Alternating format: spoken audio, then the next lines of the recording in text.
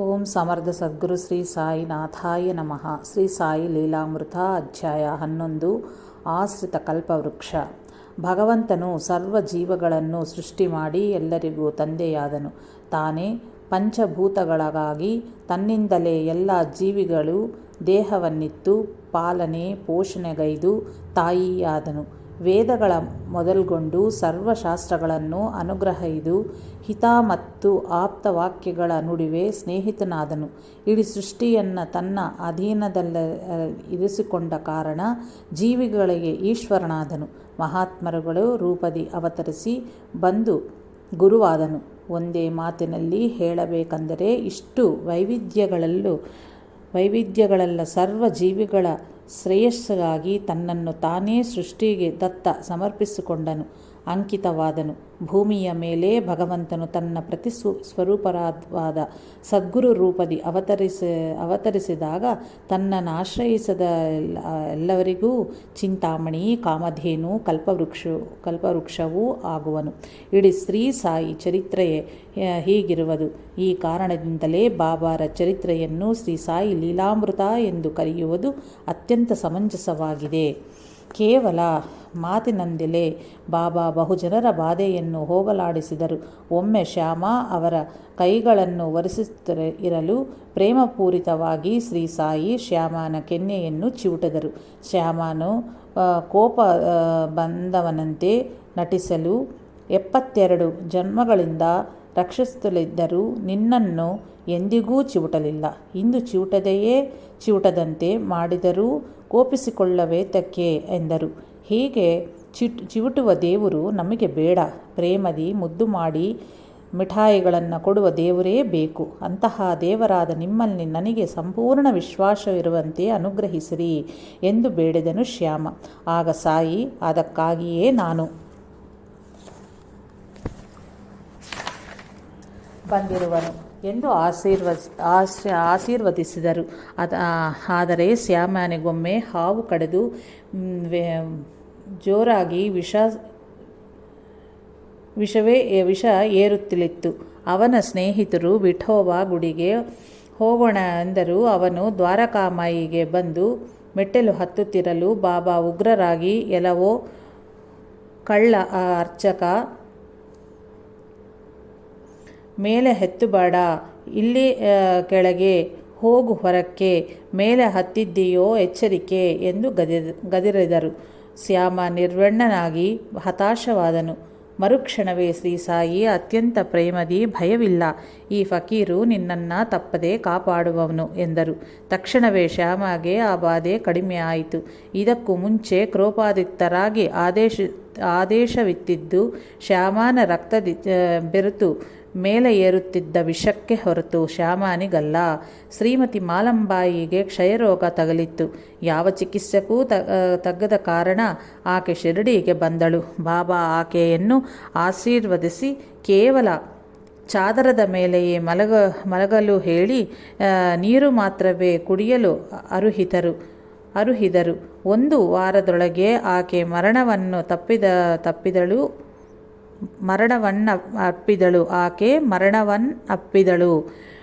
ಅಂದು ಬೆಳಿಗ್ಗೆ 8 ಗಂಟೆಯಾದರೂ ಬಾಬಾ ಚಾವಡಿಯಲ್ಲಿಯೇ ಇದ್ದರು.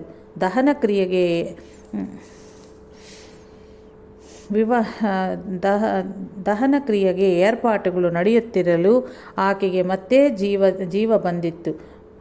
ಆಕೆ ನನ್ನನ್ನು ಯಾರೋ ಕಪ್ಪ ಬಣ್ಣದ ವ್ಯಕ್ತಿ ಎತ್ತಿಕೊಂಡು ಹೋಗುತ್ತಿರಲು ನನ್ನ ಅಳನಿನ ಕೂಗು ಕೇಳಿ ಶ್ರೀ ಸಾಯಿ ಬಂದು ಆ ಕಪ್ಪು ಬಣ್ಣದ ವ್ಯಕ್ತಿಯನ್ನು ತಮ್ಮ ದಂಡದಿಂದ ಹೊಡೆದು ನನ್ನನ್ನು ಬಿಡಿಸಿಕೊಂಡು ಚಾವಡಿಗೆ ಕರೆತಂದರು. ಇಷ್ಟರಲ್ಲೇ ನನಗೆ ಎಚ್ಚರವಾಯಿತು. ಆಕೆ ಅಲ್ಲಿವರೆಗೂ ಚಾವಡಿಯನ್ನು ಕಂಡಿದ್ದೇ ಇಲ್ಲ. ಕಂಡಿದ್ದೇ ಇದ್ರೂ ಯಥಾತಥವಾಗಿ ಚಾವಡಿಯನ್ನು ವರ್ಣಿಸಲಾದಳು. ಸರಿಯಾಗಿ ಆಕೆ ಮತ್ತೆ ಏಳುವ ಸಮಯಕ್ಕೆ ಶ್ರೀ ಸಾಯಿ ಆವೇಶದಿಂದ ಬೈಯುತ್ತಲೂ ಸಟಕನ್ನು ಗಟ್ಟಿಯಾಗಿ ನೆಲದ ಮೇಲೆ ಬಡಿಯುತ್ತಲೂ ಬೆದರಿಸುತ್ತಲೂ ಏಕೆ ಹೊರಕ್ಕೆ ಬಂದರೋ ಎಂಬುದು ಆಗ ಎಲ್ಲರಿಗೂ ಅರ್ಥವಾಯಿತು. ಡಾಕ್ಟರ್ ಪಿಳ್ಳೆಗೆ ಕಾಲಿನಲ್ಲಿ ಕುರುವಾಗಿ ತೀವ್ರವಾಗಿ ಬಾಧಿಸಹಿತ್ತಿತ್ತು.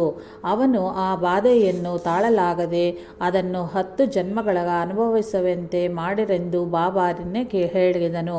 ಶ್ರೀ ಸಾಯಿ 10 ಜನ್ಮಗಳೇಕೆ, 10 ದಿನಗಳು ಸಾಕು ಎಂದು ಹೇಳಿ ಅವನನ್ನು ಕರೆಯಿಸಿಕೊಂಡು ತಮ್ಮ ದಿಂಬನ್ನು ಕೊಟ್ಟು ಒರಗಿ ಕೂಡು ಅಂತ ಹೇಳಿ ಸರ್ವಕ್ಕೂ ಕರ್ತನಾದ ಭಗವಂತನಲ್ಲಿಯೇ ಶರಣು ಹೊಂದಿ ಸಹನೆಯಿಂದ ಕರ್ಮಫಲವನ್ನು ಅನುಭವಿಸು, ಅವನು ಎಂತೂ ಲೇಸಾಗಿಸುವನು ನೋಡು ಎಂದರು. ಮರುದಿನ ಈ ಒಂದು ಕಾಗೆ ಬಂದು ಈ ನಾರು ಕುರುವಿನ್ನು ಕುಕ್ಕುತ್ತಿದ್ದಂತೆಯೇ ಬಾಧೆ ಕಡಿಮೆ ಆಗುವುದು ಎಂದರು. ಇಷ್ಟರಲ್ಲೇ ಪಕ್ಕದೆಯಲ್ಲೇ ಕೆಲಸ ಮಾಡುತ್ತಲಿದ್ದ ಅಬ್ದುಲ್ಲಾ ತನಗೆ ತಿಳಿಯದೆ ಅಕಸ್ಮಾತ್ತಾಗಿ ಡಾಕ್ಟರ್ ಪಿಳ್ಳೆಯ ಕಾಲನ್ನು ತುಳಿದನು. ತತ್ಪರಿಣಾಮ ನಾರು ಕುರು ಒಡೆದು ಒಳಗಿದ್ದ ರಕ್ತ, ಕೀವು, ಹುಳುಗಳೆಲ್ಲವೂ ಒಮ್ಮೆ ಹೊರಕ್ಕೆ ಬಂದವು. ಡಾಕ್ಟರ್ ಪಿಳ್ಳೆ ಬಾಧೆಯಿಂದ ಕೂಗಿದನು. ಕಡೆಗೆ ನೋವು ಕಡಿಮೆ ಆಗುತ್ತಲೇ ಕಾಗೆ ಯಾವಾಗ ಬರುತ್ತದೆ ಎಂದು ಪಿಳ್ಳೆ ಕೇಳಲು ಆ ಕಾಗೆ ಬಂದು ನಾರು ಕುರುವನ್ನು ಕುಕ್ಕಿ ಹೋಗಾಯಿತು. ನೀನಿನ್ನು ವಾಡಾಗೆ ಹೋಗಿ ವಿಶ್ರಮಿಸು ಎಂದರು. ಶ್ರೀ ಸಾಯಿಬಾಬಾರ ವಿಭೂತಿ ಮಹಿಮೆಯಿಂದ 10 ದಿನಗಳಲ್ಲಿಯೇ ಆ ಹುಣ್ಣು ಗುಣವಾಯಿತು. ಯಾಕೋ ಏನೋ ಅಬ್ದುಲ್ಲಾನ ಶ್ರೀ ಸಾಯಿ ಕಾಗೆ ಎನ್ನುತ್ತಿದ್ದರು. ಒಂದು ಬಾರಿ ಶಿರಡಿಯಲ್ಲಿ ಪ್ಲೇಗು ವ್ಯಾಧಿ ಹರಡಿ ಎಲ್ಲರೂ ಊರು ಬಿಡುತ್ತಿದ್ದರು. ನಂದಾರಾಮ್ ಮಾರ್ವಾಡಿಗೂ ಜ್ವರದಿಂದ ಕಣ್ಣುಗಳು ಕೆಂಪುವಾದವು. ಅವನು ಭಯದರವಾಗಿ ಊರು ಬಿಟ್ಟು ಹೊರಡಲು ಬಾಬಾರಲ್ಲಿ ಅನುಮತಿ ಬೇಡಿದನು. ಆಗ ಶ್ರೀ ಸಾಯಿ, ನೀನು ಓಡಿ ಹೋಗಬೇಕಾದ ಅವಶ್ಯಕತೆ ಇಲ್ಲ. ನಾನಿರುವವರೆಗೂ ನಿನಗೆ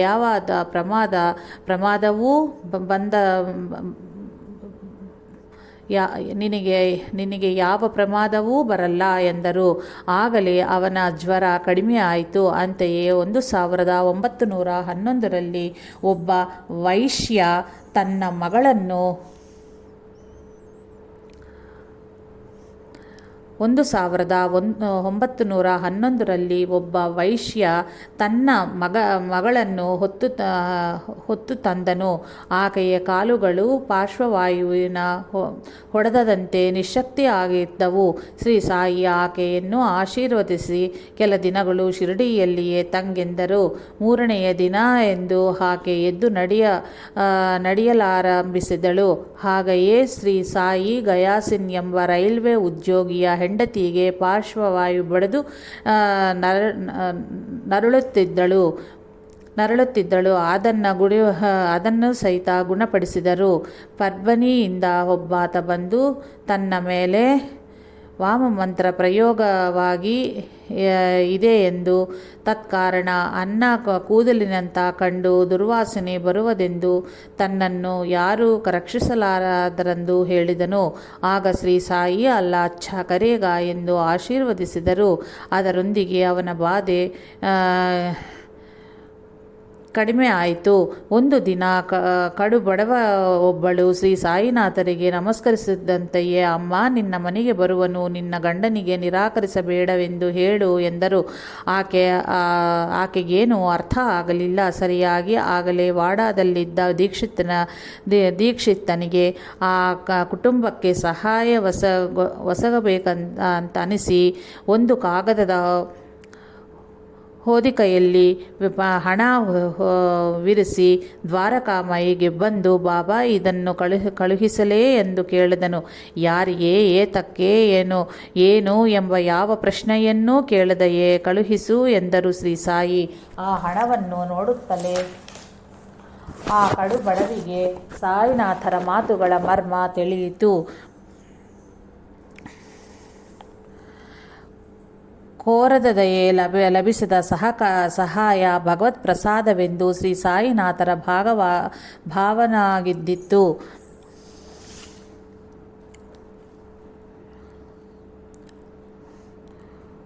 ಕೋರದೆಯೇ ಲಭಿಸದ ಸಹಾಯ ಭಗವತ್ಪ್ರಸಾದವೆಂದು ಶ್ರೀ ಸಾಯಿನಾಥರ ಇದ್ದಿತ್ತು. ಒಂದು ದಿನ ಕಡುಬಡವನಾದ ಕಾರ್ಣಿಕನನ್ನು ನೋಡಿ ಶ್ರೀ ಸಾಯಿ ನಗುತ್ತಲೇ ಆವೋ ಶಾಹುಕಾರ್ ಎಂದು ಕರೆದರು. ಕೆಲ ವರ್ಷಗಳಲ್ಲೇ ಅವನು ಕೋಟೀಶ್ವರನಾದನು. ಭೀಮಾಜಿ ಪಾಟೀಲ್ಗೆ ಕ್ಷಯ ರೋಗ ಸಂಕ್ರಮಿಸಿ ಆಗಾಗ ಕೆಮ್ಮಿನಿಂದ ರಕ್ತ ಕಕ್ಕುತ್ತಾ ಇದ್ದನು. ವೈದ್ಯರು ಅವನು ಬದುಕನೆಂದು ಹೇಳಿದ್ದರು. ನಾನಾ ಸಾಹೇಬ್ ಚಾಂದೋರ್ಕರ್ನ ಸಲಹೆಯ ಮೇರೆಗೆ ಅವನು ಶಿರಡಿಗೆ ಆಗಮಿಸನು. ಮೊದಲು ಶ್ರೀ ಸಾಯಿ ಅವನಿಗೆ ಆ ವ್ಯಾಧಿಯು ಪೂರ್ವಜನ್ಮ ಪಾಪ ಫಲದಿಂದ ಬಂದಿರುವುದೆಂದು ತಾವು ನಿರ್ವಾಣೆಗೈಯಲೆಂದರು. ಆದರೆ ಭೀಮಾಜಿ ಪಾಟೀಲ್ ಕಣ್ಣೀರಿನಿಂದ ಕರುಣೆಯ ಬೇಡಲು ಕರಗಿದ ಶ್ರೀ ಸಾಯಿ ಮಹಾರಾಜರವರು, ಭಯಪಡಬೇಡ, ಈ ಮಸೀದಿಯಲ್ಲಿ ಹೆಜ್ಜೆ ಇಟ್ಟು ತಕ್ಷಣ ಎಂತಹ ಕಷ್ಟವಾದರೂ ತೀರಲೇಬೇಕು. ಇಲ್ಲಿನ ಫಕೀರು ದಯಾಮಯನು ಅಂದರು. ಶ್ರೀ ಸಾಯಿನಾಥರ ದರ್ಶಿಸಿದ ಕ್ಷಣದಿಂದಲೇ ಅವನಿಗೆ ರಕ್ತ ಬೀಳುವುದು ಕಡಿಮೆ ಆಯಿತು. ಅವನ ಸ್ಥಿತಿಯು ಸ್ವಸ್ಥವಾಗಲಾರಂಭಿಸಿತು. ಬಾಬಾ ಅವನನ್ನು ಭೀಮಾಜಿ ಮಾಯ ಮನೆಯಲ್ಲಿ ಅಂದರು. ನಿಜವಾಗಿಯೂ ಆ ಮನೆಯ ಅಂತಹ ರೋಗಿಗೆ ಯಾವ ರೀತಿಯಲ್ಲಿಯೂ ತರವಲ್ಲ. ಕೆಲವು ದಿನಗಳಿಗೆ ಅವನಿಗೆ 2 ಸ್ವಪ್ನ ದರ್ಶನಗಳಾದವು. ಮೊದಲನೆಯ ಕನಸಿನಲ್ಲಿ ಪದ್ಯಗಳ ಒಪ್ಪಿಸದ ಕಾರಣ ಭೀಮಾಜಿಯನ್ನು ಉಪಾಧ್ಯಾಯನು ಹೊಡೆದನು. ಎರಡನೆಯ ಕನಸಿನಲ್ಲಿ ಅವನ ಎದೆಯ ಮೇಲೆ ಯಾರೋ ದೊಡ್ಡ ರೋಡ್ ರೋಲರ್ನ ಅತ್ತಿಂದಿತ್ತ ಹೊರಳಾಡಿಸುತ್ತಿದ್ದರು. ಅವನಿಗೆ ತಡೆಯಲಾರದಷ್ಟು ಬಾಧೆ ಆಯಿತು. ನಿದ್ರೆಯಿಂದ ಏಳುವ ಹೊತ್ತಿಗೆ ಆ ವ್ಯಾಧಿಯು ಸಂಪೂರ್ಣವಾಗಿ ಗುಣಮುಖ ಆಯಿತು. ಇದರ ಕೃತಜ್ಞತಾಗಿ ಅವನು ಶ್ರೀ ಸಾಯಿ ಸತ್ಯವ್ರತನ್ನು ಮಾಡಲಾರಂಭಿಸಿದನು. ಗ್ರಹ ಬಲವು ಗುರುವಿನ ಅನುಗ್ರಹ ಬಲಕ್ಕೆ ತಲೆಬಾಗಿಸಲೇಬೇಕು. ಒಬ್ಬ ಜ್ಯೋತಿಷ್ಯ ಬೂಟಿಗೆ ಒಂದು ದಿನ ಆಪತ್ತು ಕಾದಿರುವುದಾಗಿ ಎಚ್ಚರಿಸಿದನು. ಬೂಟಿ ಎಂದಿಗೆ ಶ್ರೀ ಸಾಯಿ, ಏನು ನಿನಗೆ ಆಪತ್ತು ಇದೆಯೇ? ಅದೇನು ಮಾಡುವುದು ನಾನು ನೋಡುವನು ಎಂದರು. ಅಂದು ಕತ್ತಲಾದ ಬಳಿಕೆ ಬೂಟಿ ಹೊರಗೆ ಹೊರಲು ಒಂದು ದೊಡ್ಡ ವಿಷಕಾರಿ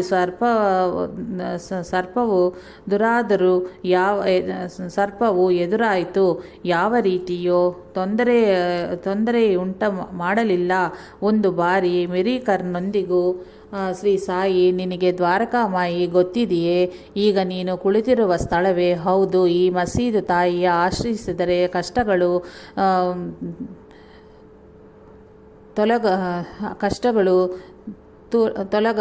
ತೂಲಗವು ಎಂದರು. ಆಗ ಶ್ರೀ ಸಾಯಿ ತಮ್ಮ ಕೈಯನ್ನು ಬಾವಿನಂತ ಮಾಡಿ ತೋರಿಸಿ, ಆ ದೊಡ್ಡ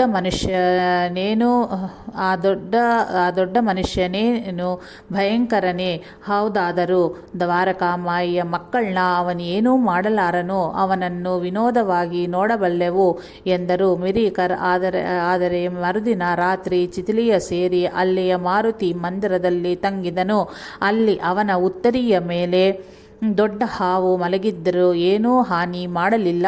ಶ್ರೀ ಸಾಯಿ ಸಮರ್ಥರು ನಮ್ಮನ್ನು ಯಾವ ರೂಪದಲ್ಲಿ ಬೇಕಾದರೂ ರಕ್ಷಿಸಬಹುದು. ತೆಂಡೂಲ್ಕರ್ ಎಂಬ ಭಕ್ತನ ಮಗನಿಗೆ ಜಾತಕದಲ್ಲಿ ಗ್ರಹಗಳು ದಶಾಭುಕ್ತಿ ಚೆನ್ನಾಗಿಲ್ಲದ ಕಾರಣ ಅವನು ಪರೀಕ್ಷೆಯಲ್ಲಿ ಉತ್ತೀರ್ಣನಾಗಲಾರ ಎಂದು ಎಲ್ಲ ಜ್ಯೋತಿಷ್ಯಗಳು ಹೇಳಿದರು. ಇದರಿಂದ ಆ ಯುವಕನು ಭಯಪಟ್ಟು ಆ ವರ್ಷ ಪರೀಕ್ಷೆಗೆ ಹೋಗನೆಂದು ಹಠ ಹಿಡಿದನು. ಅವನ ತಾಯಿ ಈ ವಿಚಾರವನ್ನು ಬಾಬಾರಿಗೆ ನಿವೇದಿಸಿದಳು. ಬಾಬಾ, ನನ್ನನ್ನು ನಂಬೆಂದು ನಿನ್ನ ಮಗನಿಗೆ ಹೇಳು. ಜ್ಯೋತಿಷ್ಯಗಳು ಹೇಳಿದ ಫಲಗಳ ಹೊರಗೊರಿಸಿ ಶ್ರದ್ಧೆಯಿಂದ ಓದಿಕೊಳ್ಳಕ್ಕ ಹೇಳು. ಧೈರ್ಯವಾಗಿ ಪರೀಕ್ಷೆಗೆ ಹೋಗನ್ನು, ತಪ್ಪದೆ ಉತ್ತೀರ್ಣನಾಗುವನು ಎಂದರು. ಅಂತೆಯೇ ಮಾಡಿದವಾಗಿ ಪರೀಕ್ಷೆಯಲ್ಲಿ ಉತ್ತೀರ್ಣನಾದನು. ಅಂತೆಯೇ ದಾಮೋದರ ರಾಸ್ನೆ ವಿವಾಹವಾಗಿ ಬಹಳ ಕಾಲದವರೆಗೂ ಸಂತಾನವಾಗಲಿಲ್ಲ. ಜ್ಯೋತಿಷ್ಯಗಳು ಅವನಿಗೆ ಸಂತಾನಯೋಗವಿಲ್ಲ ಎಂದು ಹೇಳಿದರು. ಆದರೆ ಶ್ರೀ ಸಾಯಿ ಭಗವಂತನ ಅನುಗ್ರಹದಿಂದ ಅವನಿಗೆ ಮಕ್ಕಳಾದಲ್ಲಿ ಲೀಲೆಯು ಹಿಂದಿನ ಅಧ್ಯಾಯದಲ್ಲಿ ಕಾಣಬಹುದು. ಒಂದು ಬಾರಿ ಮಾರ್ತಾಂಡ್ ಎಂಬ ದರ್ಜಿಗೆ ಜ್ವರ ಬಂದಿತ್ತು. ಅವನಿಗೆ ಶ್ರೀ ಸಾಯಿ, ನೀನು ನೀಮ್ಗಾವ್ನ ಇಲ್ಲ ಡೇಂಗ್ಲೆ ಬಳಿ ಹೋಗು, ಆಧರಿಸುವನು ಎಂದರು. ಅವನು ನೀಮ್ಗಾವ್ ಸೇರುತ್ತದಂತೆಯೇ ಡೇಂಗ್ಲೆ ಬಾಬಾ ನನಗೆ ಕನಸಿನಲ್ಲಿ ಕಂಡು ನಿನ್ನನ್ನು ನನ್ನ ಬಳಿ ಕಳಿಸುವನೆಂದು ಹೇಳಿದರು. ಇದು ನಿನ್ನ ಮನೆ ಅಂತ ಭಾವಿಸಿ ಬೇಕಾದನ್ನ ನಿಸ್ಸಂಕೋಚವಾಗಿ ಕೇಳು ಎಂದನು. ಮಾರ್ತಾಂಡ್ ಶೀಘ್ರವಾಗಿಯೇ ಸ್ವಸ್ಥನಾದನು. ಒಂದು ದಿನ ಯಶವಂತ್ ದೇಶಪಾಂಡೆ ಎಂಬ ಭಕ್ತನ ತಂದೆ ಶ್ರೀ ಸಾಯಿನಾಥರನ್ನು ದರ್ಶಿಸಿ ತನಗೆ ಕಣ್ಣಿನ ದೃಷ್ಟಿ ಇಲ್ಲವೆಂದು ನಿವೇದಿಸಿದನು. ದೇವರು ಒಳ್ಳೆಯದನ್ನು ಮಾಡುವನೆಂದು ಬಾಬಾರವರು ಆಶೀರ್ವದಿಸಿದಂತೆಯೇ ಅವನಿಗೆ ದೃಷ್ಟಿ ಬಂದಿತ್ತು. ಮತ್ತೊಬ್ಬ ಅಂದನು, ತನಗೆ ಶ್ರೀ ಸಾಯಿನಾಥರ ಮನಃಪೂರ್ವಕ ರೂಪವ ಕಣ್ಣು ತುಂಬಿ ಕೂಳಲು ಆಗುತ್ತಿಲ್ಲವೆಂದು ಬಾಧೆ ಪಡುತ್ತಾ ಬಾಬಾರಲ್ಲಿ ನಿವೇದಿಸಲು ತಕ್ಷಣವೇ ಅವನಿಗೆ ಕಣ್ಣು ಕಾಣಲಾರಂಭಿಸಿ ಶ್ರೀ ಸಾಯಿನಾಥರ ನಖಶಿಖಾಂತ ಕಣ್ತುಂಬ ಕೊಂಡು ತೃಪ್ತನಾಗುತ್ತಂತೆಯೇ ಮತ್ತೆ ಅಂಧನಾದನು. 1912ರಲ್ಲಿ ಬಲರಾಮ್ ದುರಂದರ್ ಸೋದರರು ಶ್ರೀ ಸಾಯಿನಾಥರನ್ನು ದರ್ಶಿಸಿದರು. ಅವರೊಂದಿಗೆ ಶ್ರೀ ಸಾಯಿ, ನಾವು 60 ಜನ್ಮಗಳಿಂದ ಸ್ನೇಹಿತರು ಎಂದು ಹೇಳಿ ಚಿಲಿಂ ಸೇದಿ ಬಲರಾಮ್ಗೆ ಸಹಿತ ಕೊಟ್ಟರು. ಆದರೆ ಅಭ್ಯಾಸವಿಲ್ಲದ ಅವನು ಅತ್ಯಂತ ಕಷ್ಟದಿಂದ ಹೊಗೆ ಸೇದಿದನು. 6 ವರ್ಷಗಳಿಂದ ಅವನನ್ನು ಬಾಧಿಸುತ್ತಾ ಉಬ್ಬಸ ರೋಗ ಅಂದಿಗೆ ನಿವೃತ್ತಿಯಾಯಿತು. ಒಂದು ದಿನ ಬಾಪು ಸಾಹೇಬ್ ಜೋಗ್ನು ತನ್ನ ತಂದೆಯ ಶ್ರಾದ್ದಕ್ಕಾಗಿ ತನ್ನ ಶಾಖೆಯ ಬ್ರಾಹ್ಮಣರನ್ನು ಕರೆತರಲು ಹೊರಟನು. ಆದರೆ ಬ್ರಾಹ್ಮಣರು ತಾವೇ ಬರುವರೆಂದು ಬಾಬಾ ಹೇಳಿದರು. ಸರಿಯಾಗಿ ಅದೇ ದಿನ ಪುಂತಾಂಬನಿಂದ 2 ಬ್ರಾಹ್ಮಣರು ಶ್ರೀ ಸಾಯಿನಾಥರ ಸನ್ನಿಧಿಗೆ ಬಂದರು. ಬಾಬಾ ಅವರನ್ನು ಜೋಗುಗೆ ಮನೆಗೆ ಹೋಗುವಂತ ಹೇಳಿದರು. ಅವರು ಇಬ್ಬರು ಶ್ರೇಷ್ಠ ಪಂಡಿತರು ಮಾತ್ರವೇ ಅಲ್ಲದೆ ಜೋಗುನ ಶಾಖೆ ಅವರ ಬ್ರಾಹ್ಮಣರೇ ಆಗಿದ್ದರು. ಒಂದು ದಿನ ಠಾಣೆ ಎಂಬ ಊರಿನಿಂದ ಒಬ್ಬ ಗಣ್ಯ ವ್ಯಕ್ತಿ ತನ್ನ ಮಗ ಕೆಲವು ವರ್ಷಗಳಿಂದ ಕಾಣಿಯಾಗಿಸಿರುವ ಎಂದು ಶಿರ್ಡಿಗೆ ಬಂದು ಶ್ರೀ ಸಾಯಿನಾಥರಲ್ಲಿ ಮೊರೆಯಿಟ್ಟನು. ಆಗ ಬಾಬಾ ಇಷ್ಟರಲ್ಲಿಯೇ ನಿನ್ನ ಮಗವನ್ನು ತಪ್ಪದೆ ಭೇಟಿಯಾಗುವೆ ಎಂದು ಹೇಳಿದರಾದರೂ ಆ ವ್ಯಕ್ತಿಗೆ ತಕ್ಷಣವೇ ಹೊರಡಲು ಅನುಮತಿ ನೀಡದೆ 2 ದಿನಗಳು ಅವರನ್ನು ಶಿರ್ಡಿಯಲ್ಲಿಯೇ ತಂಗುವಂತೆ ಮಾಡಿದರು. 3ನೇ ದಿನ ಬಾಬಾರ ಅನುಮತಿಯಿಂದ ಅವನು ಮನ್ಮಾಡದಿಂದ ಮುಂಬೈಗೆ ಹೋಗುವ ರೈಲಿನಲ್ಲಿ ಠಾಣೆ ಸೇರಿದನು. ಆಗಲೇ ಸರಿಯಾಗಿ ಮುಂಬೈನಿಂದ ರೈಲು ಬಂದಿತ್ತು. ಆದ್ದರಿಂದ ಅವರ ಮಗ ಇಳಿದನು. ತಂದೆ ಮಕ್ಕಳಿಬ್ಬರು ರೈಲ್ವೆ ನಿಲ್ದಾಣದಲ್ಲಿ ಪ್ಲಾಟ್ಫಾರಂ ಮೇಲೆ ಭೇಟಿಯಾದರು. ಯಾವಾಗ ಏನು ಮಾಡಬೇಕೋ ಎಂಬುದು ನಮಗಿಂತಲೂ ಹೆಚ್ಚಾಗಿ ಬಾಬಾರಿಗೆ ಚೆನ್ನಾಗಿ ತಿಳಿದಿದೆ ಎಂಬುದು ನಾವು ತಿಳಿದುಕೊಳ್ಳಬೇಕು. ಅದನ್ನೇ ಸಬೂರಿ ಎನ್ನುವರು.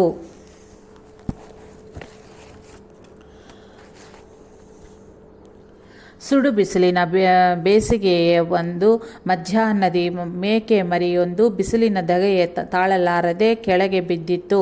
ಶ್ರೀ ಸಾಯಿ ಅದರ ಸುತ್ತಲೂ ತಿರುಗಿ ಅದರ ಮೇಲೆ ನೀರನ್ನು ಪ್ರೋಕ್ಷಿಸಿದರು. ತಕ್ಷಣವೇ ಎದ್ದ ಆ ಮೇಕೆ ಮರಿ ಜಿಮ್ಮುತ್ತಾ ಘಟಿಯುತ್ತಾ ತನ್ನ ದಾರಿ ಹಿಡಿತು. ಕೇವಲ ಸಾಯಿ ಸನ್ನಿಧಿ ಮಾತ್ರವೇ ಜೀವಗಳಿಗೆ ಸ್ವಸ್ಥತೆಯನ್ನು ಪ್ರಸಾದಿಸಬಲ್ಲದು. 1917ರಂದು ದಿನ ಒಂದು ಹುಚ್ಚು ನಾಯಿ ಗ್ರಾಮದಲ್ಲಿ ಇತರ ನಾಯಿಗಳ ಬೆನ್ನೆತ್ತಿ ಹೋಗಿ ಕಚ್ಚುತ್ತಲಿತ್ತು.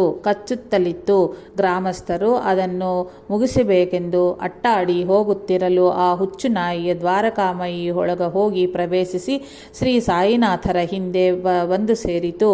ಅವರು ಅದನ್ನು ಹೊರಕ ತಳ್ಳೆಂದು ಬಾಬಾರನ್ನು ಕೋರಲು ಶ್ರೀ ಸಾಯಿ ಅಟ್ಟಾಡಿ ಬಂದವರನ್ನು ಬೈದು ಅಲ್ಲಿಂದ ಅಟ್ಟಿದರು. ಅನಂತರ ಹುಚ್ಚು ನಾಯಿಗಾಗಲಿ ಅದರಿಂದ ಬೇರೆ ಯಾವುದೇ ಜೀವಿಗಳಿಗಾಗಲಿ ಯಾವ ಹಾನಿಯೂ ಆಗಲಿಲ್ಲ. ಶ್ರೀ ಸಾಯಿ ಸನ್ನಿಧಿಯ ಪ್ರಭಾವ ಪತಿತ ಜೀವಗಳಲ್ಲಿಯೂ ನೈತಿಕ ಪರಿವರ್ತನೆಯೇ ತರುವುದು. ಒಬ್ಬ ಯುವಕನು ಕುಡಿಯುವ ಬಿಡಲಾಗದಿರಲು ಅವನನ್ನು ಶಿರಡಿಯಲ್ಲಿ 1 ವಾರ ತಂಗೆದ್ದು ಶ್ರೀ ಸಾಯಿ ಆದೇಶಿಸಿದರು. ಇದರಿಂದ ಅವನ ಆ ದುರಭ್ಯಾಸವು ಸಂಪೂರ್ಣವಾಗಿ ತೊಲಗಿತು. ಅಂತೆಯೇ ಸಂಭಾರೆಯೊಂದಿಗೆ ಶ್ರೀ ಬಾಬಾ, ಇದೇ ನನ್ನ ಎಚ್ಚರಿಕೆ, ನೀನು ಕುಡಿಯುವುದು ತ್ಯಜಿಸಬೇಕು, ಇಲ್ಲದಿದ್ದಲ್ಲಿ ನಿನ್ನ ಕರ್ಮಕ್ಕೆ ನಿನ್ನನ್ನು ಬಿಟ್ಟು ಬಿಡುವೆನು ಎಂದರು. ಇದರೊಂದಿಗೆ ಕುಡಿದಿದ್ದ ಕೋರಿಕೆ ಅವನಿಗೆ ಶಾಶ್ವತವಾಗಿ ನಾಶನವಾಯಿತು. ಒಮ್ಮೆ ಅವನ ಮೇಲಧಿಕಾರಿ ಅವನನ್ನು ಕುಡಿಯೆಂದು ನಿರ್ಬಂಧಿಸಲು ಸಂಭಾರೆ ಶ್ರೀ ಸಾಯಿನಾಥರನ್ನು ಸ್ಮರಿಸುತ್ತಿದ್ದಂತೆಯೇ ದೀಪಗಳು ಆರಿಹೋದವು. ಪಕ್ಕದಲ್ಲಿ ಇದ್ದ ಮಿತ್ರನ ಇವನ ಲೋಟದಲ್ಲಿದ್ದ ಮದ್ಯವನ್ನು ಕುಡಿದುಬಿಟ್ಟನು. ಮರುಕ್ಷಣವೇ ದೀಪಗಳು ಬೆಳಗಿದವು. ಸಂಭಾರೆಯ ಖಾಲಿ ಲೋಟವೇ ನೋಡಿ ಅಧಿಕಾರಿಯು ಅವನು ಮದ್ಯ ಸೇವಿಸದೆಂದು ಸಂತೋಷಪಟ್ಟನು. ಗೋವಾನಿಂದ ಬಂದ ಭಕ್ತನೊಬ್ಬನು 35 ರೂಗಳನ್ನು ಸಮರ್ಪಿಸಲು ಶ್ರೀ ಸಾಯಿ ಅದನ್ನು ಸ್ವೀಕರಿಸದೆ ನಿಗೂಢವಾದ ರೀತಿಯಲ್ಲಿ ಹೀಗೆ ಹೇಳಿದ್ದರು: ನನ್ನ ಬಳಿ 30 ವರ್ಷಗಳಿಂದ ಸೇವೆ ಸಲ್ಲಿಸುತ್ತಿದ್ದ ಅಡುಗೆಯವನು ದುಸ್ಸಾಂಗತ್ಯನಾಗಿ ಒಂದು ರಾತ್ರಿ ಗೋಡೆಗೆ ಕನ್ನ ಹಾಕಿ 30,000 ರೂಗಳನ್ನು ಕದ್ದನು. ಆ ಆಘಾತದಿಂದ ನಾನು ಹುಚ್ಚು ಹಿಡಿದಂತೆ ದಿಗ್ಭ್ರಾಂತನಾಗಿ ಕುಳಿತನು. ಒಬ್ಬ ಫಕೀರು ಬಂದು ನನ್ನ ಭಯಕ್ಕೆ ಕಾರಣ ಕೇಳಿ, ಶಿರಡಿಯಲ್ಲಿ ಸಾಯಿಬಾಬಾ ಎಂಬ ಮಹಾತ್ಮರಿರುವರು, ನಿನ್ನ ಹಣ ಮರಳಿ ಬಂದರೆ ಶಿರಡಿಗೆ ಬರುವನೆಂದು ಹರಕೆ ಮಾಡಿಕೋ. ಹರಕೆ ತೀರುವರೆಗೂ ಭೋಜನದಲ್ಲಿ ನಿಂಗಿಷ್ಟವಾದ ಖಾದ್ಯವನ್ನು ತ್ಯಜಿಸು ಎಂದರು. ಅಂತೆಯೇ ಮಾಡಲು ಅಲ್ಪಕಾಲದಲ್ಲಿಯೇ ಆ ಅಡಿಗೆಯವನು ಪಶ್ಚಾತ್ತಾಪದಿಂದ ಹಿಂದಿರುಗಿ ಬಂದು ಆ ಹಣವನ್ನು ಹಿಂದಿರಿಸನು.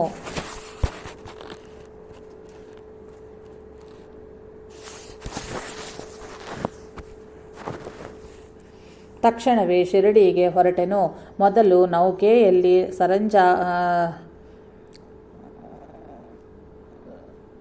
ಸರಂಜಾಮದಾರ ಸ್ಥಳವಿಲ್ಲವೆಂದನು. ಇಷ್ಟರಲ್ಲಿಯೇ ಜವಾನೊಬ್ಬನು ಬಂದು ಸರಂಜಾಮದಾರನ್ನು ಒಪ್ಪಿಸಿ ನನ್ನನ್ನು ನೌಕೆಯಲ್ಲಿ ಹತ್ತು ಅಂತ ಹೇಳಿದನು.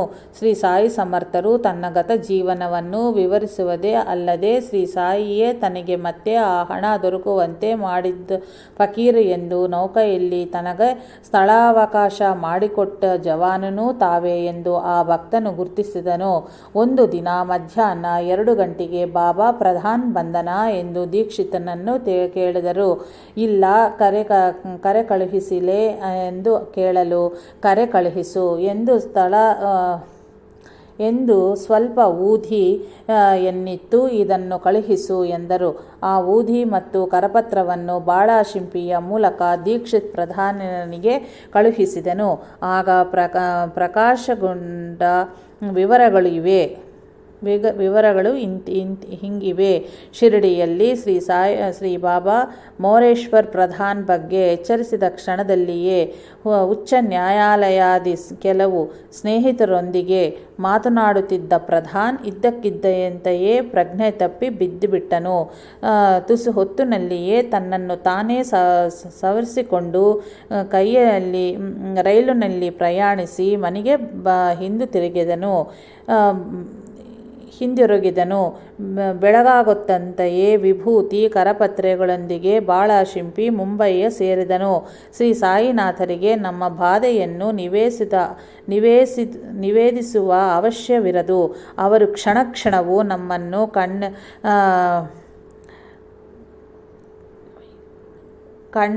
ಕಣ್ಣೆಕ್ಕದೆ ಸದಾ ರಕ್ಷಿಸುತ್ತಾರೆಂದು ಗುರುತಿಸಿದಲ್ಲಿ ಅದೇ ಸಾಕಾಗುವುದು.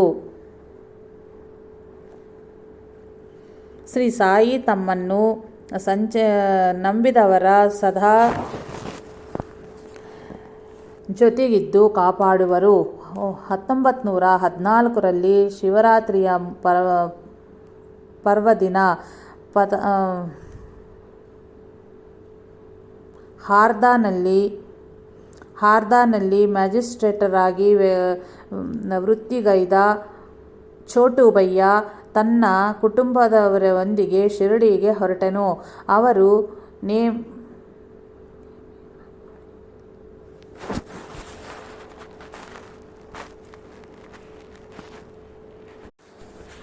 ಅವರು ನೇಮೇವರ್ ಬಳಿ ನದಿ ದಡವೇ ತಲುಪುವ ಸಮಯಕ್ಕೆ ಕತ್ಲಾವರಿಸಿತು.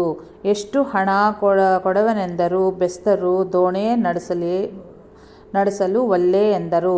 ದಿಕ್ಕು ತೋರದೆ ಅವರೆಲ್ಲರೂ ಶ್ರೀ ಸಾಯಿನಾಥರನ್ನು ಸ್ಮರಿಸಿರು. ತಲೆಗೆ ಬಟ್ಟೆ ಕಟ್ಟಿ ಕಫ್ನಿ ತೊಟ್ಟ ಫಕೀರನೊಬ್ಬ ಇವರ ಬಳಿ ಬಂದನು. ಹೆಂಗಸರನ್ನು ಕರೆದುಕೊಂಡು ಈ ಸಮಯದಲ್ಲಿ ಬಂದಿದ್ದು ಏಕೆ ಅಂತ ಕೇಳಿದರು. ಮೇಲಿನ ಆಫೀಸರ್ಸ್ನಿಂದ ಹೇಳಿಸುವನು. ಅವರ ಯಜಮಾನ ಬಂದಾದರೂ ನಿಮ್ಮನ್ನು ನದಿ ದಾಟಿಸಲೇಬೇಕು ಎಂದು ಹೇಳಿ 10 ಹೆಜ್ಜೆಗಳು ಹಾಕಿ ಮತ್ತೆಲ್ಲಿಯೂ ಕಾಣಲೇ ಇಲ್ಲ. ಇಷ್ಟರಲ್ಲೇ ದೋಣಿ ನಡೆಸುವ ಅಂಬಿಗರು ಧಾವಿಸಿ ಬಂದು ಎಲ್ಲರನ್ನೂ ದೋಣಿ ಹತ್ತಿರೆಂದು ಹೇಳಿ ಸಾಮಾನು ಸರಂಜಾಮುಗಳ ದೋಣಿಯಲ್ಲಿ ಜೋಡಿಸಿದರು. ಬಾಡಿಗೆ ಎಷ್ಟೆಂದು ಕೇಳಿದರೆ ನಿಮಗೆಷ್ಟು ಕೊಡಬೇಕನ್ನಿಸಿದ್ರೆ ಅಷ್ಟು ಕೊಡ್ರಿ, ಅಂತ ಇಲ್ಲದಿದ್ದರೆ ಏನೂ ಕೊಡಬೇಡರಿ ಎಂದರು. ಆ ಕುಟುಂಬ ಶಿರಡಿಯ ಸೇರಿದ ಅನಂತರ ನಡೆದದ್ದೆಲ್ಲನೂ ತಮ್ಮ ಲೀಲೆಯೇ ಎಂದು ಶ್ರೀ ಸಾಯಿ ಸೂಚಿಸಿದ್ದರು. ಶ್ರೀ ಸಾಯಿ ನಂಬಿದವರನ್ನು ಸುರಕ್ಷಿತವಾಗಿ ಜೀವನ ಸಾಗರವ ದಾಟಿಸಿ ತಮ್ಮ ಸನ್ನಿಧಿಗೆ ಸೇರಿಸಿಕೊಳ್ಳುವರು. ಗಣಪತಿ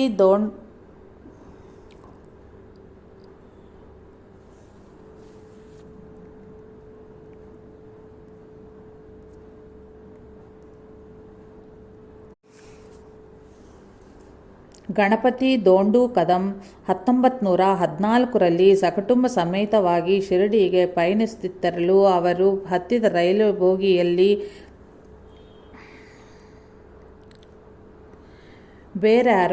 ಬೇರ್ಯಾರೂ ಇರಲಿಲ್ಲ. ಅವನು ಭಕ್ತಿಮಾರ್ಗ ಪ್ರದೀಪಿಕಾ ಎಂಬ ಸದ್ಗ್ರಂಥನ್ನು ಗಟ್ಟಿಯಾಗಿ ಓದುತ್ತಿದ್ದನು. ಇಷ್ಟರಲ್ಲೇ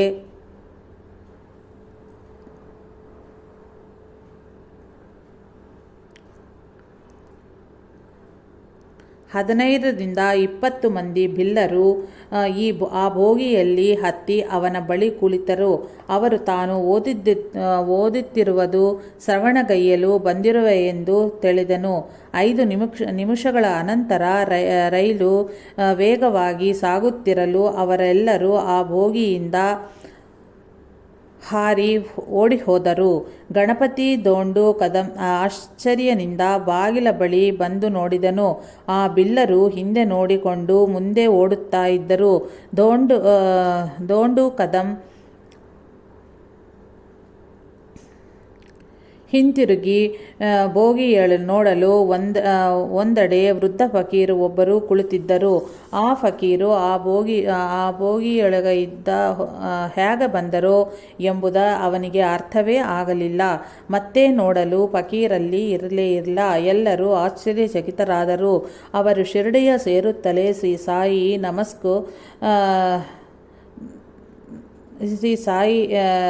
ನಕ್ಕಿ ಅರೆರೆ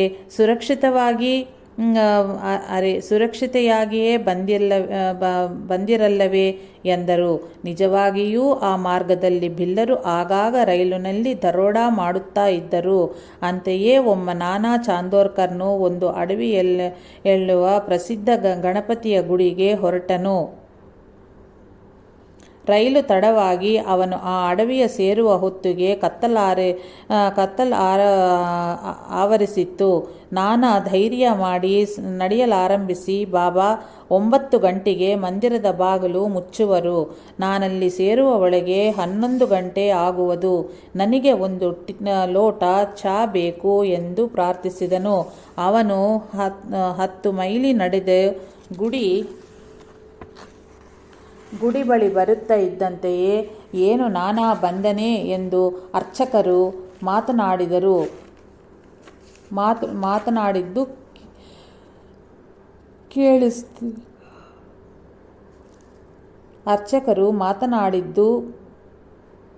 ಕೇಳಿಸಿತು. ನಾನು ಬರುತ್ತಿರುವುದು ನಿಮಗೆ ಹೇಗೆ ತಿಳಿಯಿತು ಎಂದು ಅರ್ಚಕನಿಂದ ನಾನಾ ಕೇಳಿದನು. ಅರ್ಚಕರು ನಾನಾಗೆ ಚಾ ಕೊಡುತ್ತಲೇ ನಾನಾ ಬರುತ್ತಾ ಇರುವನು, ಅವನಿಗೆ ಚಾ ಸಿದ್ಧಪಡಿಸಿ ಎಂಬ ಸಾಯಿನಾಥರ ಮಾತುಗಳು ಕೇಳಿದವು ಎಂದರು. ಯಾವ ಪರಿಸ್ಥಿತಿಯಲ್ಲಿದ್ದರೂ ಸರಿ, ಶ್ರೀ ಸಾಯಿನಾಥರ ಆಜ್ಞೆಯೇ ಶ್ರೀರಾಮರಕ್ಷ. ಒಂದು ಬಾರಿ ನಾಸಿಕದಲ್ಲಿ ಪ್ಲೇಗು ಹಬ್ಬಿ ಧೂಮಾಳ್ನ ಮನೆಯಲ್ಲಿಯೂ ಇಲಿಗಳು ಸತ್ತು ಬೀಳಲಾರಂಭಿಸಿದವು. ಅವನು ಶ್ರೀ ಸಾಯಿನಾಥರಿಗೆ ಪತ್ರ ಬರೆದು ಅವರ ಅನುಮತಿಯಿಂದ ಮನೆ ಬದಲಿಸಿದನು. ಆ ಪ್ರಾಂತ್ಯದಲ್ಲಿಯೂ ಪ್ಲೇಗ್ ವ್ಯಾಪಿಸಿ ಕಡೆಗೆ ಕುಡಿಯುವ ನೀರಿನ ಬಾವಿಯಲ್ಲಿಯೂ ಇಲಿಗಳು ಸತ್ತು ಬೀಳಲಾರಂಭಿಸಿದವು. ಧೂಮಲ್ ಮತ್ತೆ ಬಾಬಾರಿಗೆ ಪತ್ರ ಬರೆದು ಅವರು ಹೇಗೂ ಮನೆ ಬದಲಾಯಿಸರು ಅಂತ ಸೂಚನೆ ಕೊಡ್ತಾರೆ ಎಂದು ತಿಳಿದು ಹೊಸ ಮನೆಗೆ ಹೋದನು.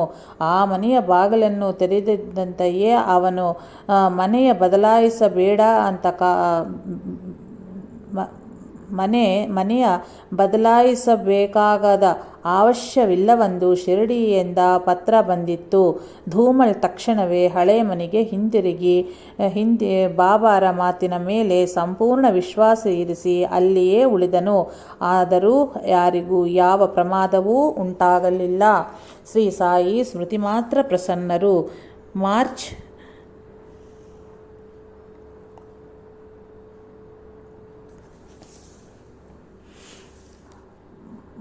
6, 1913 ನಂದು ಧೂಲಿಯಾದಲ್ಲಿ ರಾವೂಜಿಯ ಮಗುವಿಗೆ ಜ್ವರ ಬಂದಿತ್ತು. ರಾವೂಜಿ ಬಾಬಾರನ್ನು ಪ್ರಾರ್ಥಿಸಿದನು. ಅಂದು ರಾತ್ರಿ 2 ಗಂಟೆಗೆ ಅವನಿಗೆ ಸ್ವಪ್ನದಲ್ಲಿ ಶ್ರೀ ಸಾಯಿ ದರ್ಶನವಿತ್ತು. ಮಗುವಿಗೆ ವಿಭೂತಿಯನ್ನಿಟ್ಟು ಭಯವಿಲ್ಲ. 1-2 ಗಂಟೆ ಒಳಗೆ ಮಗುವಿಗೆ ಬೆವರು ಹಾಕುವುದು. ಬೆಳಗಾಗುವಾಗೆ ಸಮಯಕ್ಕೆ ಜ್ವರ ಕಡಿಮೆ ಆಗತ್ತೆ. ಅನಂತರ ದರ್ಶನಕ್ಕೆ ಮಗುವನ್ನು ಕರೆದುಕೊಂಡು ಬಾ ಎಂದರು. ಅಂತೆಯೇ ನಡೀತು. 3ನೇ ದಿನ ಶಿರಡಿಯಿಂದ ರಾವೋಜಿಗೆ ಪತ್ರ ಬಂದಿತ್ತು. ನಾನು ಧೂಳಿಯಾದಲ್ಲಿ ನಿನ್ನ ಮಿತ್ರ ರಾವೋಜಿ ಮನೆಗೆ ಹೋಗಿದ್ದನು ಎಂದು ಶ್ಯಾಮನೊಂದಿಗೆ ಬಾಬಾ ನುಡಿದರಂತೆ. 2 ವಾರಗಳ ಅನಂತರ ಆ ಕುಟುಂಬ ಶಿರಡಿಗೆ ಹೊರಟಿತ್ತು. ಆ ದಿನ ಆರತಿಯ ಸಮಯದಿ ಶ್ರೀ ಸಾಯಿ, ಶ್ಯಾಮ, ಆರತಿಯನ್ನು ಸ್ವಲ್ಪ ಹೊತ್ತು ತಡ ಮಾಡು, ಆ ಟಾಂಗಾದವರು ನಿಧಾನಿಸುತ್ತಿರುವನು ಎಂದರು. ಅವನು ಅಂತೆಯೇ ಮಾಡಿದನು. ಪ್ರಸಾದ ಹಂಚುವವಳಿಗೆ ರಾವೋಜಿ ದ್ವಾರಕಾಮಯ್ಯ ಸೇರಿದರು. ಅವನ ಮಗುವಿನಿಂದಗೆ ಶ್ರೀ ಸಾಯಿ, ನಿನಗೆ ಜ್ವರ ಬಂದಿದ್ದಾಗ ಧೂಲಿಯಾಗೆ ಬಂದಿದ್ದನು ನೆನಪಿದೆಯಾ ಎಂದು ಕೇಳಿದರು. ಒಂದು ಬೇಸಿಗೆ ರಜೆಯ ದಿನಗಳಲ್ಲಿ ನಾನಾ ಚಾಂದೋರ್ಕರ್ ತನ್ನ ಸ್ನೇಹಿತರೊಂದಿಗೆ ಕೂಡಿಕೊಂಡು ಹರಿಶ್ಚಂದ್ರ ಗುಡ್ಡೆಕ್ಕ ಹೋದನು. ಮಾರ್ಗ ಮಧ್ಯದಿ ಅವನಿಗೆ ಬಿಸಿಲಿನ ಝಳಕ್ಕೆ ನೀರಸರಾಗಿ ನೀರು ಕುಡಿಯದೆ ನನ್ನಿಂದ 1 ಹೆಜ್ಜೆಯೂ ನಡೆಯಲಾಗದು. ಸಾಯಿಯೇ ನನ್ನನ್ನು ಕಾಪಾಡಬೇಕು ಎಂದು ಒಂದು ಬಂಡೆಯ ಮೇಲೆ ಕುಸಿದನು. ಮರುಕ್ಷಣವೇ ಒಬ್ಬ ಭಿಲ್ಲನು ಕಟ್ಟಿಗೆಯ ಹೊರೆಯನ್ನು ಹೊತ್ತು ನಡೆದು ಬರ್ತಾ ನಾನನೊಂದಿಗೆ, ನೀವು ಕುಳಿತಿರುವ ಬಂಡೆಯ ಕೆಳಗೆ ಶುದ್ಧವಾದ ಕುಡಿಯುವ ನೀರು ಇದೆ, ಕುಡಿಯಿರಿ ಎಂದರು. ಅಂತೆಯೇ ನೋಡಲು ಬಂಡೆಯ ಕೆಳಗ ಸ್ವಚ್ಛವಾದ ನೀರಿದ್ದಿತ್ತು. ನೀರು ಕುಡಿದ ನಾನನ ಬಾಯಾರಿಕೆ ತೀರಿತು. ಸರಿಯಾಗಿ ಅದೇ ಸಮಯದಲ್ಲಿ ಶಿರಡಿನಲ್ಲಿ ಶ್ರೀ ಸಾಯಿ ನಾನಾ ಬಾಯಾರಿಕೆಯಿಂದ ಮರಣಿಸಲಿರುವನು. ಆದರೆ ನಾನು ಅವನನ್ನು ಸಾಯಿಗೂಡನು ಎಂದು ಹೇಳಿದರೆಂದು ತಿಳಿಯಿತು. ಅಣ್ಣಾ ಸಾಹೇಬ್ ಬಾಬ್ರೆ ಶಿರಡಿಗೆ ಭೇಟಿಯಾಗಿದ್ದಾಗ ಅವನ ಗ್ರಾಮದಲ್ಲಿ ಪ್ಲೇಗು ಹರಡಿತ್ತು. ಎಲ್ಲರೂ ಊರು ಬಿಟ್ಟು ಹೊರಟು ಹೋದರು. ಅವನ ಹೆಂಡತಿ ಮಕ್ಕಳು ಮಾತ್ರವೇ ಅಲ್ಲಿ ಉಳಿದು ಹೋದರು. ಆ ವ್ಯಾಧಿ ಕಡಿಮೆ ಆಗಿ ಗ್ರಾಮಸ್ಥರು ಹಿಂದಿರುಗುವವರೆಗೂ ಶ್ರೀ ಸಾಯಿ ಆಕೆಗೆ 10-12 ಬಾರಿ ಪ್ರತ್ಯಕ್ಷರಾಗಿ ಅಭಯವಿತ್ತರು. ಒಂದು ದಿನ ರಾಮಗಿರಿ ಬುವಾ ಎಂಬ ಗೋಸಾವಿ ಮನೆಗೆ ಹಿಂದಿರುಗಲು ಬಾಬಾರಲ್ಲಿ ಅನುಮತಿ ಬೇಡಿದನು. ಶ್ರೀ ಸಾಯಿ ಅವನನ್ನು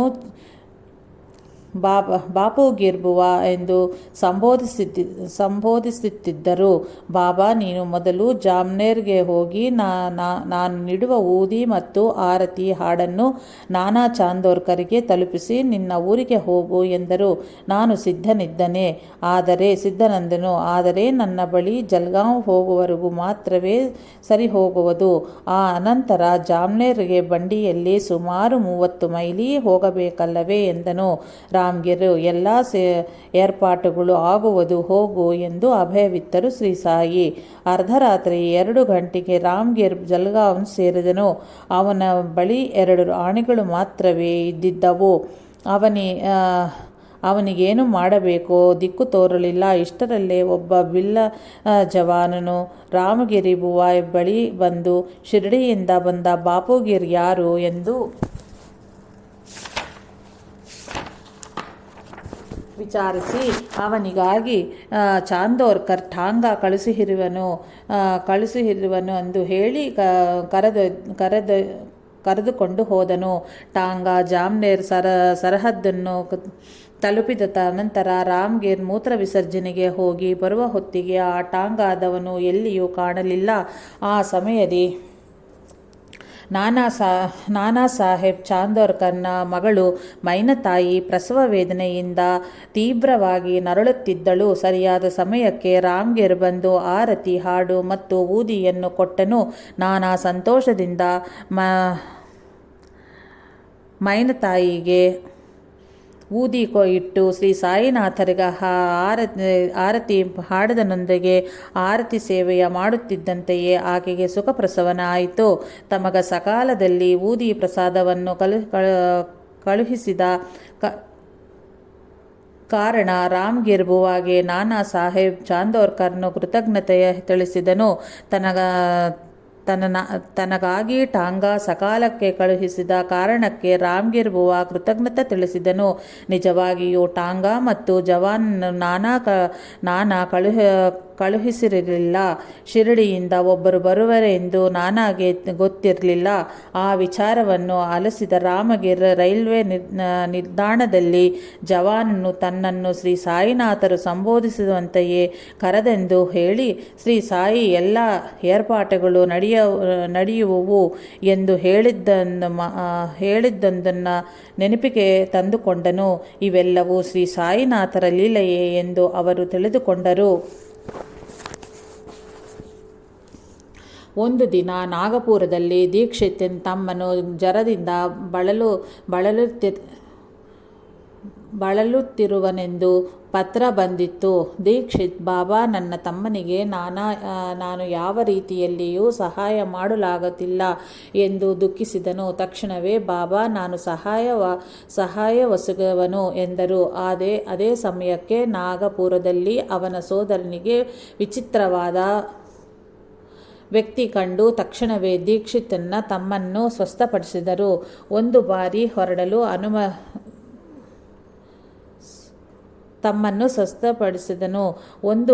ಹೊರಡಲು ಅನುಮತಿ ಪಡೆದ ಒಬ್ಬ ಭಕ್ತನಿಗೆ ಶ್ರೀ ಸಾಯಿ ಮತ್ತೊಂದು ಊದಿ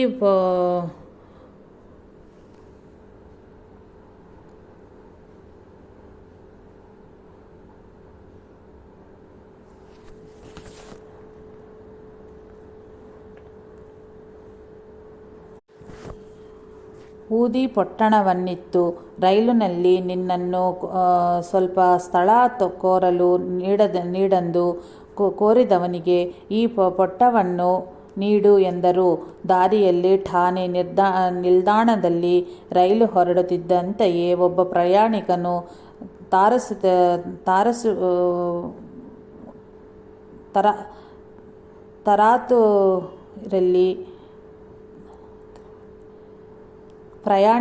ಆತುರತೆಯಿಂದ ರೈಲು ಹತ್ತಿ ಈ ಭಕ್ತನ ಬಳಿ ಬಂದು, ನನಗೆ ತಲೆ ತಿರುಗುತ್ತಾ ಇದೆ, ಕುಳಿತಳಿಕೆ ಸ್ವಲ್ಪ ಸ್ಥಳ ಕೊಡ್ರಿ ಎಂದು ಕೋರಿದನು. ಭಕ್ತನು ಆ ವ್ಯಕ್ತಿಗೆ ಸ್ಥಳ ಅವಕಾಶವನ್ನು ಮಾಡಿಕೊಟ್ಟು ಊದಿ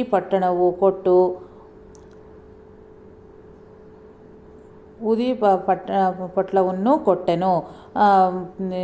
ಆಗ ಆ ವ್ಯಕ್ತಿ ಆನಂದ ಬಾಷ್ಪಗಳನ್ನು ಸುರಿಸ್ತಾ ತಾನು ಎಷ್ಟು ಪ್ರಯತ್ನಿಸಿದರೂ ಶಿರಡಿಯ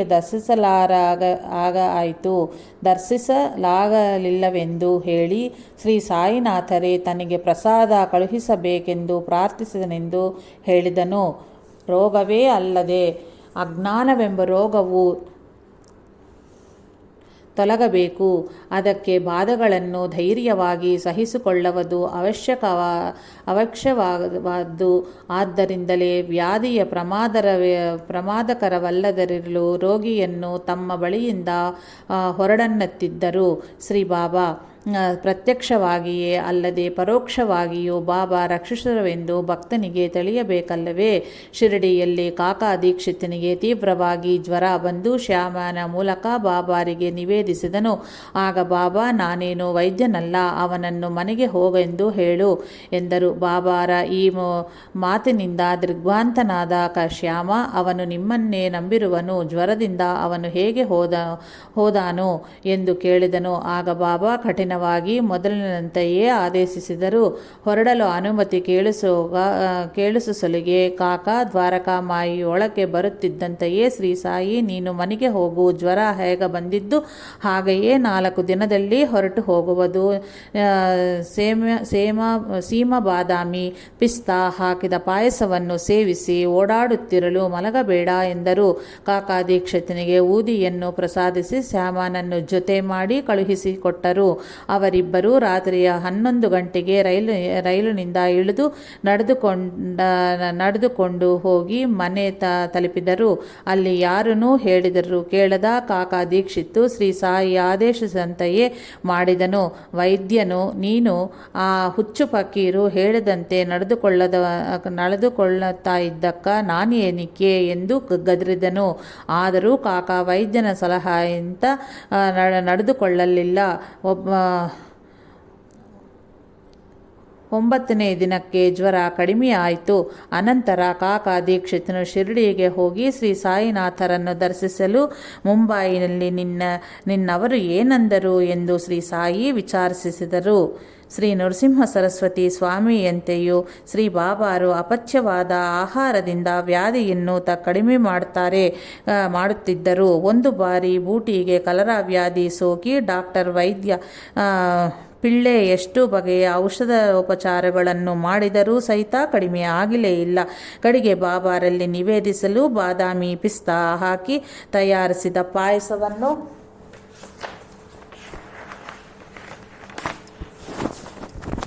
ಸೇವಿಸಲೆಂದರು. ಅಂತೆಯೇ ಮಾಡಲು ವ್ಯಾಧಿ ಕಡಿಮೆ ಆಯಿತು. ಒಮ್ಮೆ ಕಾಕಾ ಮಹಾಜನಿಗೆ ವಿರೇಚನಗಳು ಆಗುತ್ತಿರಲು ಮಸೀದಿಯ ಪಕ್ಕದಲ್ಲಿಯೇ ಒಂದು ಗಡಿಗೆಯನ್ನು ಇಟ್ಟುಕೊಂಡು ಗಳಿಗೆ ಎನ್ನಿಸಿ ಕೂತುಕೊಂಡಿದ್ದು ಆಗಾಗ ಹೊರಗೆ ಹೋಗಿ ಬರುತ್ತಾ ಇದ್ದನು. ಬಾಬಾ ಸರ್ವಜ್ಞರಲ್ಲವೇ ಎಂದು ಭಾವಿಸಿ ಕಾಕಾ ಮಹಾಜನಿ ತನ್ನ ಬಾಧೆಯನ್ನು ಬಾಬಾರಿಗೆ ತಿಳಿಸಲೇ ಇಲ್ಲ. ಆಗ ಭಕ್ತರು ಮಸೀದಿಯ ಮುಂದೆ ಕೆಲಸ ಮಾಡುತ್ತಾ ಇದ್ದರು. ಶ್ರೀ ಸಾಯಿ ಇದ್ದಕ್ಕಿದ್ದಂತೆಯೇ ಕ್ರೋಪಾಧಿಕ್ತರಾಗಿ ಎಲ್ಲರನ್ನು ಬೈಯಕ್ಕೆ ಶುರು ಮಾಡಿದರು. ಇದರಿಂದ ಭಯಭೀತನಾದ ಎಲ್ಲರೂ ಓಡಿ ಹೋದರು. ಕಾಕಾ ಮಹಾಜನಿಯ ಮಾತ್ರ ಶ್ರೀ ಸಾಯಿ ಬಲವಂತವಾಗಿ ಕೂಡಿಸಿಕೊಂಡು ಅಲ್ಲಿ ಯಾರೋ ಬಿಟ್ಟು ಹೋಗಿದ ಕಡಲೆಕಾಯಿಯನ್ನು ಅವನಿಂದ ತಿನ್ನಿಸಿ ಆ ಗಡಿಗೆಯಲ್ಲಿದ್ದ ನೀರನ್ನು ಬಾಬಾ ಕೊಂಚ ಕುಡಿದು ಕಾಕಾ ಮಹಾಜನಿಗೆ ಕುಡಿಸಿ, ನಿನ್ನ ವ್ಯಾಧಿ ತಗ್ಗಿ ಹೋಯಿತು ಎಂದರು. ಅವನಿಗೆ ಆ ಕ್ಷಣದಲ್ಲಿಯೇ ಆ ವಿರೇಚನ ವ್ಯಾಧಿ ಸಂಪೂರ್ಣವಾಗಿ ಕಡಿಮೆ ಆಯಿತು. ಈ ಚಿಕಿತ್ಸೆಯೊಳಗಿನ ರಹಸ್ಯ ಬಾಬಾರ ಸಂಕಲ್ಪ ಮಾತ್ರವೇ ಹೊರತು ಮತ್ತೇನೂ ಅಲ್ಲ. ಒಂದು ಬಾರಿ ಶ್ಯಾಮ ಮೂಲವ್ಯಾಧಿಯೊಂದಿಗೆ ಬಳಲುತ್ತಿರಲು ಬಾಬಾ ಸೋನಾಮುಖಿ ಕಷಾಯ ಮಾಡಿ ಸ್ವಲ್ಪ ಶ್ಯಾಮನಿಗೆ ಕೊಟ್ಟು ಸ್ವಲ್ಪ ಬಾಬಾ ಸೇವಿಸಿದರು. ಆ ದಿನವೇ ಶ್ಯಾಮನ ವ್ಯಾಧಿ ಕಡಿಮೆ ಆಯಿತು.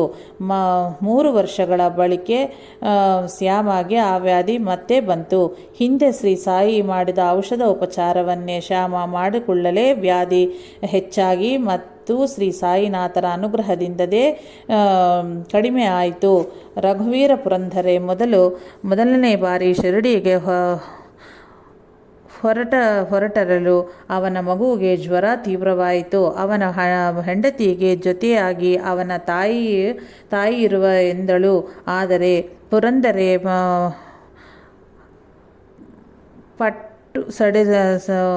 ಪಟ್ಟು ಸಡಲಿಸಿದ ತನ್ನ ತಾಯಿಯನ್ನು ತನ್ನೊಂದಿಗೆ ಕರೆದೊಯ್ದನು. ಅವರು ಶಿರಡಿಯ ಸೇರಿದ 3ನೇ ದಿನ ಪುರಂದರು ಹೆಂಡತಿಗೆ ಶ್ರೀ ಸಾಯಿ ಕನಸಿನಲ್ಲಿ ಕಂಡು ಮಗುವಿಗೆ ಊದಿ ಇತ್ತರು. ಆ ಕ್ಷಣದಿಂದ ಜ್ವರ ಕಡಿಮೆ ಆಯಿತು.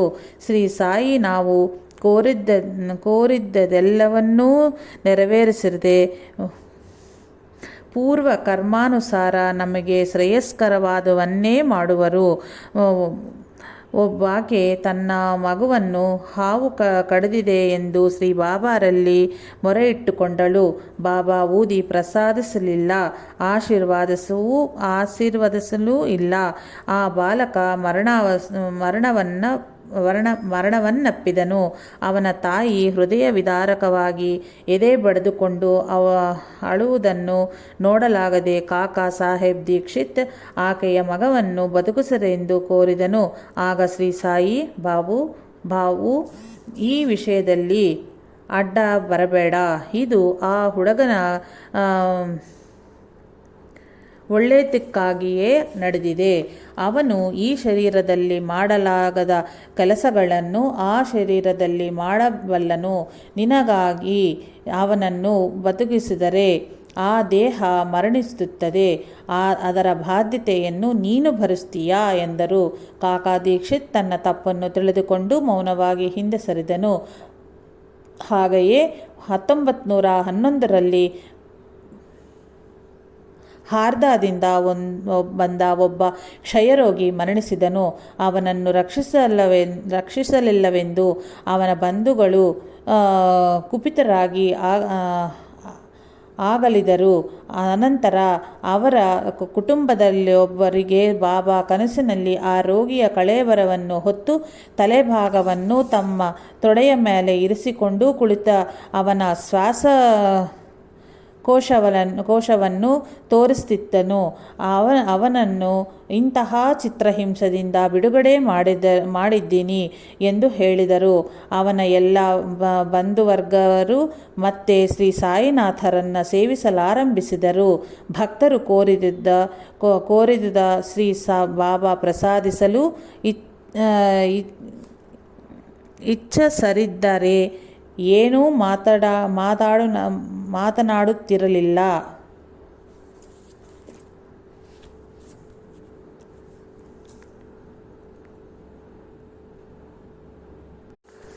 ಭಕ್ತರು ಕೋರಿದುದ ಶ್ರೀ ಬಾಬಾ ಪ್ರಸಾದಿಸಲು ಇಚ್ಛಿಸದಿದ್ದರೆ ಏನೂ ಮಾತನಾಡುತ್ತಿರಲಿಲ್ಲ. ಶ್ರೀ ಸಾಯಿನಾಥರು ತನಗೊಂದು ಗಂಡು ಸಂತಾನವ ಪ್ರಸಾದಿಸಬೇಕೆಂಬ ಕೋರಿಕೆಯೊಂದಾಗಿ ಗೋವಿಂದರಾವು ಶಿರಡಿಗೆ ಬರುತ್ತಿದ್ದನು. ಆದರೆ ಬಾಬಾ ಏನೂ ಹೇಳುತ್ತಿರಲಿಲ್ಲ. ಮದುವೆಯಾದಲ್ಲಿ ಸಂತಾನವಾಗುವುದೇ ಎಂದು ಕೇಳಿದರೂ ಏನೂ ಮಾತನಾಡಲಿಲ್ಲ. ಅಂತೆಯೇ ಅವನಿಗೆ ಸಂತಾನವೂ ಪ್ರಾಪ್ತವಾಗಲಿಲ್ಲ. ಶ್ರೀ ಸಾಯಿನಾಥಾರ್ಪಣಮಸ್ತು. ಶುಭಂ ಭವತ್ತು. ಜೈ ಸಾಯಿ ಮಾಸ್ಟರ್.